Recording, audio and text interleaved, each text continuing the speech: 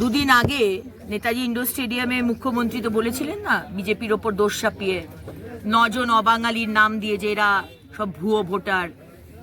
তার তো জবাব তো ইলেকশন কমিশন দিয়ে দিল যে এরা কোনো ভুয়ো ভোটার নয়, এপিক নাম্বারের এদিক ওদিক হতেই পারে, কিন্তু সেখানে এটা ভুয়ো ভোটারের কোনো বিষয় না, এটা ক্ল্যারিফাই করে দিয়েছে।